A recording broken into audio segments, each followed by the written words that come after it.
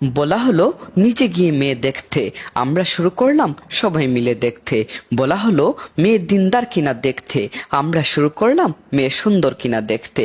বলা হলো ছেলের দিনদারিতাকে প্রাধান্য দিতে, আমরা শুরু করলাম ছেলের টাকা পয়সাকে প্রাধান্য দিতে। বলা হলো নিজের ইচ্ছা মতো বিয়ে করতে, আমরা শুরু করলাম অন্যের মন রাখতে। বলা হলো মেয়ের মতামত নিয়ে বিয়ে দিতে, আমরা শুরু করলাম ইচ্ছার বিরুদ্ধে বিয়ে দিতে। বলা হলো কম খরচে বিয়ে করতে, আমরা শুরু করলাম আনুষ্ঠানিকতার নামে টাকা অপচয় করতে। বলা হলো স্ত্রীর মোহরানা পরিশোধ করতে, আমরা শুরু করলাম যৌতুক নিতে। বলা হলো দ্রুত বিয়ে করতে, আমরা শুরু করলাম বিয়েকে পিছিয়ে দিতে। বলা হলো স্ত্রীর সাথে সুন্দর আচরণ করতে, আমরা শুরু করলাম দাসীর মতো আচরণ করতে। বলা হলো স্বামীর জন্য সাজতে, আমরা শুরু করলাম রাস্তার ছেলের কামনার বস্তু হতে।